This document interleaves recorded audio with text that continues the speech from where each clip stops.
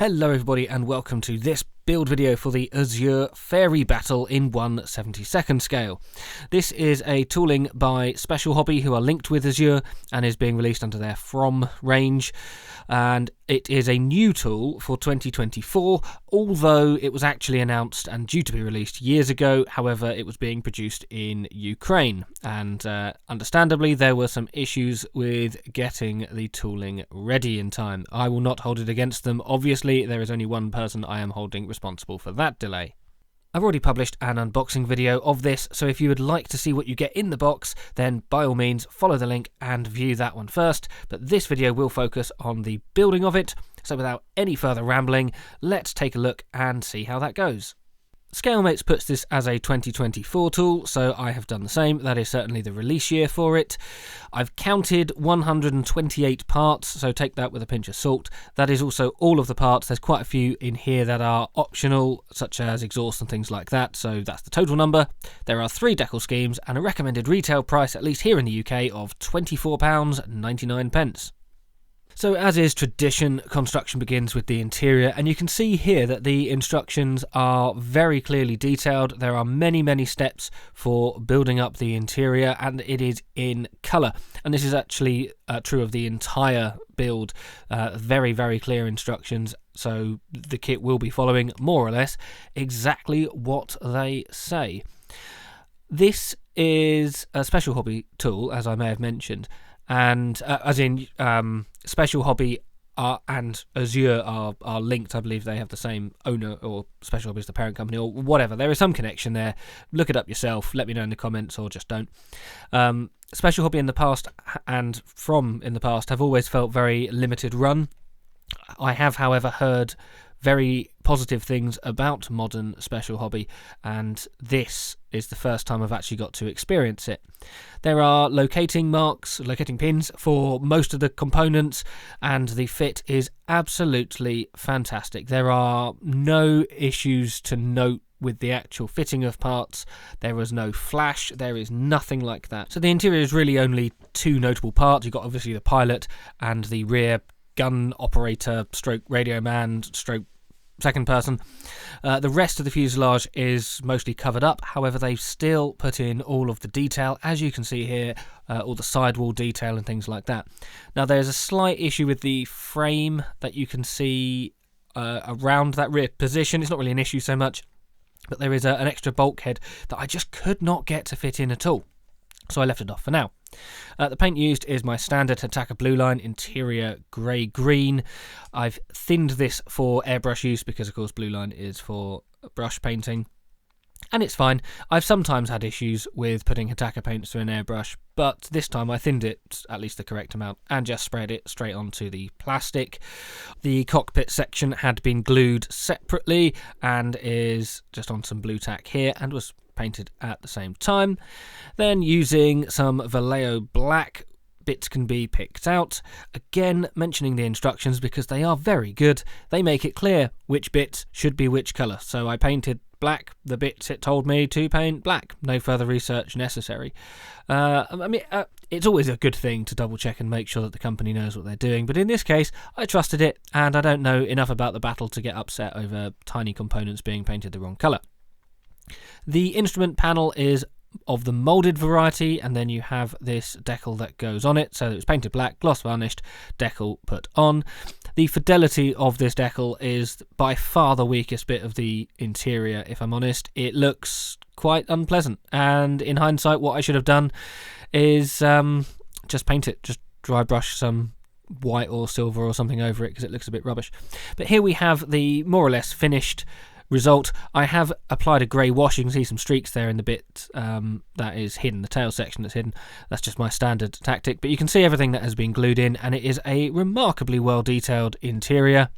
Very smart indeed, and the wash just helps tone it down a little. And also just above my thumb you can see that slanted bulkhead bit, which I just could not figure out until such a time as the fuselage was ready to go together. So that was glued in now, just before the fuselage halves are cemented together, locking away all of that lovely detail away from prying eyes forever. And I'd just like to mention the tail wheel, which you can see the leg is glued in at this stage. That did break. It is incredibly spindly. I wasn't expecting it to last. I was trying to be really careful, so obviously I ended up knocking it and breaking it. So that is glued in right at the very end. So at some point in the video, you're going to see that there's no tail wheel there. Now this little block that I've got here is for the main undercarriage. So we have the sort of the main leg and this support thing. There are grooves for it. I didn't find it particularly intuitive as to how it went in looking at the instructions, but once you get it the right way round and you just sort of poke it in with tweezers, it just kind of puts itself where it needs to be, and that's fine. And then the main undercarriage leg goes into these little slots. Now, if you only assemble this part of the undercarriage and you don't use the support struts, you're kind of guessing as to where everything goes. So this is one point of feedback that I would like to give for this kit, in that it would make more sense to fix the angle of the undercarriage leg, because you kind of have to just guess and hope that everything will be together fine. But anyway, those boxes, as you saw, then ended up going onto the wing where they are sandwiched between top and bottom. And then the bit that I'm gluing together here is the some of the spar work from inside the wing, which then mounts the landing light. Yes, they've even detailed little bits of framework that the landing light is going to be glued on. That's ridiculous. I mean, you can see it as well in the finished model. You can see it. It's fantastic. It is a little bit fiddly, so I was using tweezers for it, but because all of the parts are clearly marked and indexed for joining in the right places, yeah, it's fine. Just I would always recommend dummy fitting it before the glue sets to make sure that it's aligned. That is then glued into this little slot here, just outboard of the undercarriage bays. And then you can move on to slightly more exciting things, such as the exhausts. There are different exhausts for all three versions in this kit. It does make it clear which ones are which. They all look different, but that's why they are not simply moulded onto the fuselage half. There is also this aiming window, bomb window, vision window. I don't know. It's a window on the bottom of the fuselage. You tell me what it is.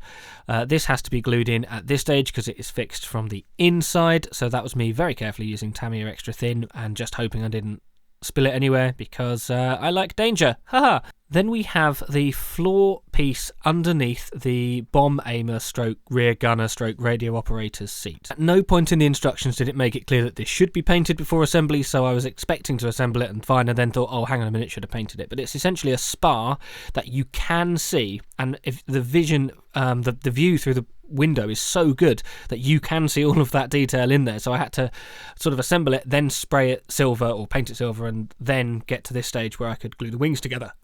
This fit was a little bit tight. You can see that I'm holding the top and bottom of the wings together with tape.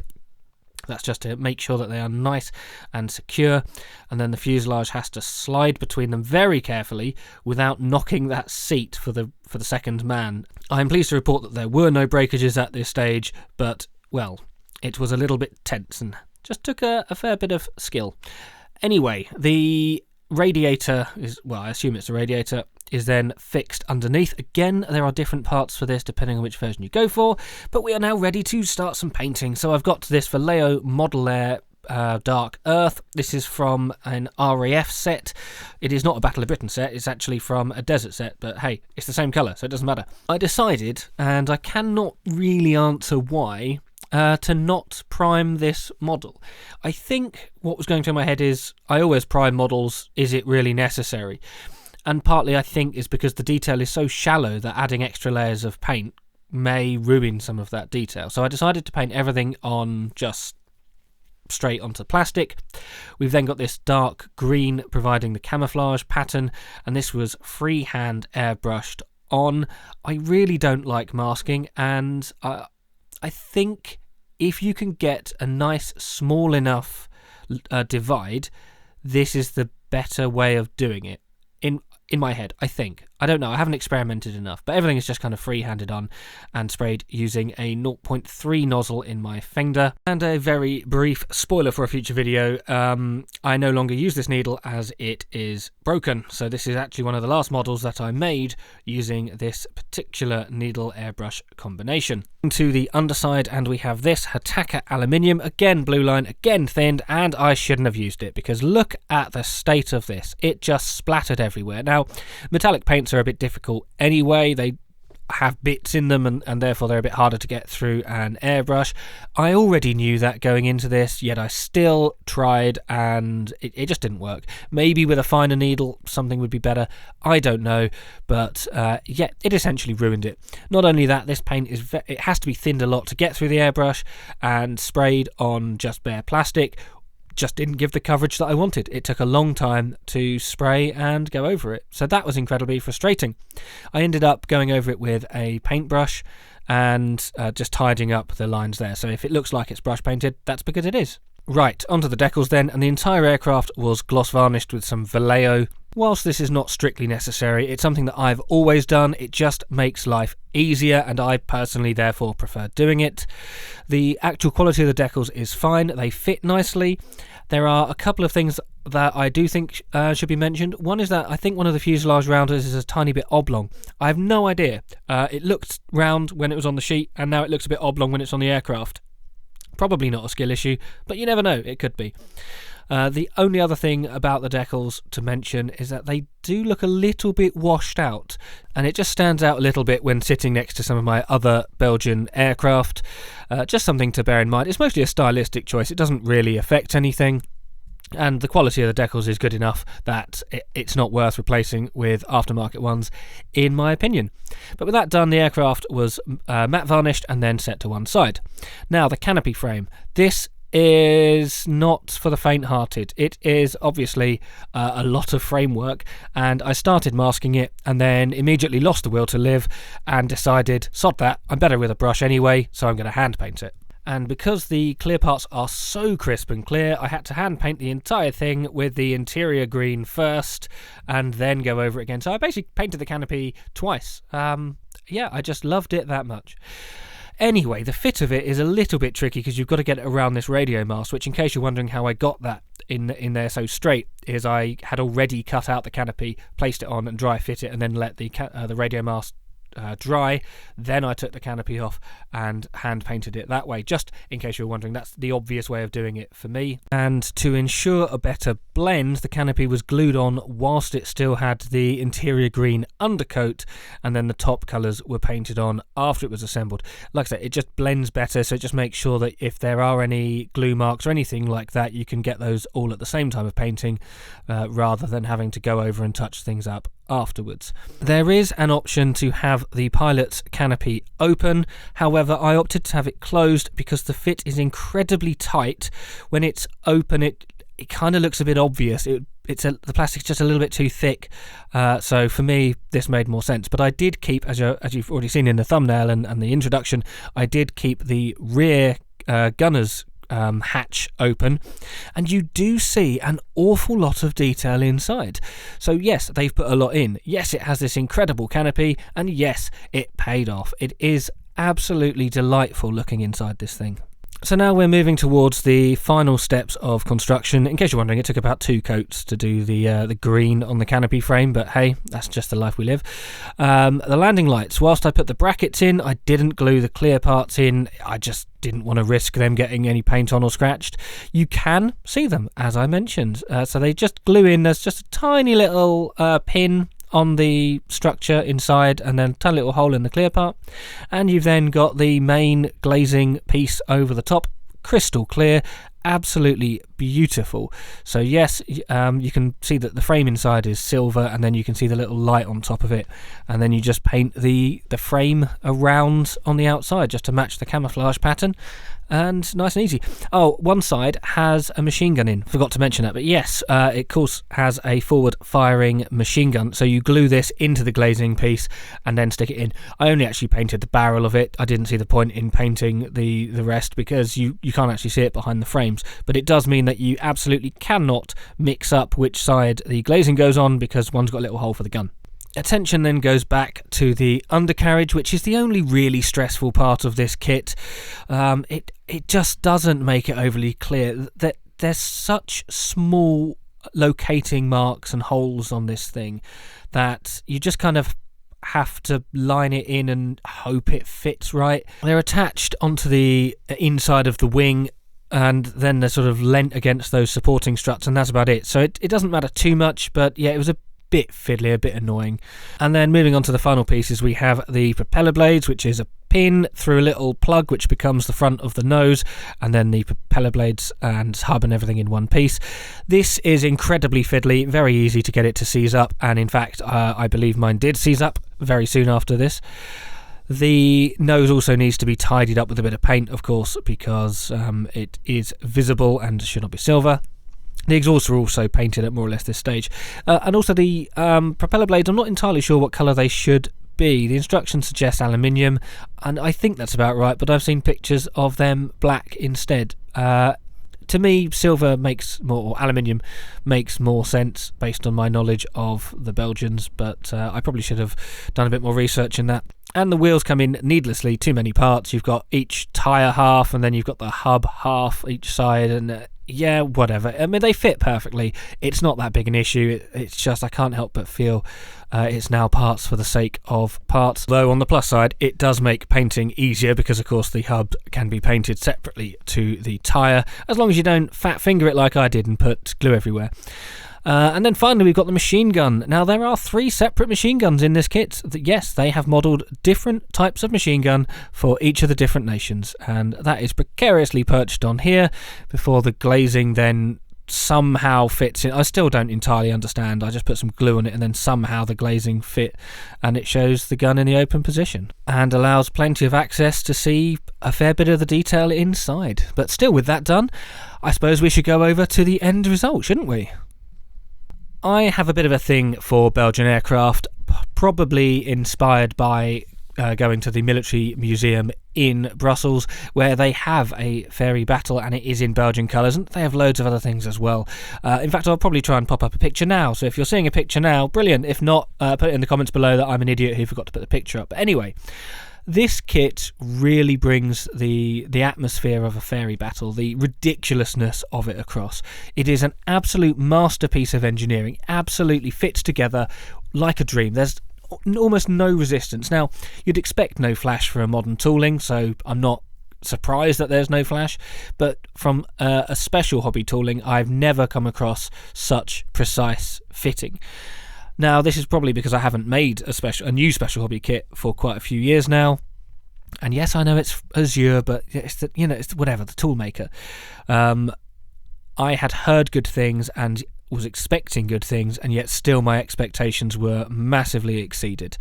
I think the end result is fantastic. Yes, the silver was somewhat messed up, and maybe I should buy another one and do it in a colour that doesn't have silver on the bottom. But that's entirely my fault, nothing to do with the model. The interior detail is excellent, and because of that incredibly large canopy, you can see a lot of it. And these close-up shots are very cruel to an aircraft in 1/72nd scale. So yes, it looks a bit scruffy in the images, but it's nowhere near as bad when you're actually looking at it up close. And seeing all of that detail inside really just helps bring this model to life. I think they have done an excellent job. So the kit is priced at $24.99. Is that a fair price? You know what? Yes, I think it is. In terms of size, the wingspan of the Battle is about the same as a Blenheim, and the Airfix aircraft of a similar size. Okay, they have 2 engines because, let's face it, an aircraft of this size clearly needs 2 engines. Yeah, they're around 25 quid. So I think this is priced very well given the current market. Obviously, if you can get it for less than that, snap it up, buy it, definitely. But this is one that I can absolutely recommend as a joy to build, and a very lovely looking representation of a very bizarre and interesting aircraft. So let me know in the comments below, are Belgian aircraft your thing? Would you be tempted by a Belgian Fairey Battle? And if not, would you be tempted by a Fairey Battle in general? Maybe you've made this kit and you found the undercarriage to be a lot easier than I did. Just let me know, I just like talking and rambling about models. If you've liked the video, hit like. If you haven't subscribed, then please subscribe. And you could even become a channel member like these people on screen if you are mad enough to do so. I massively appreciate these people who contribute to the channel monthly and help me pay for things like this, which are kits that I don't think are likely to be as popular on the internet with creators, because I do like doing some obscure aircraft. And yeah, the Airfix stuff is fun and the Revell stuff is fun and whatever, but sometimes you just need a Fairey Battle. And on that note, I shall leave you. Thank you very much for watching. Enjoy the rest of your existence, and goodbye.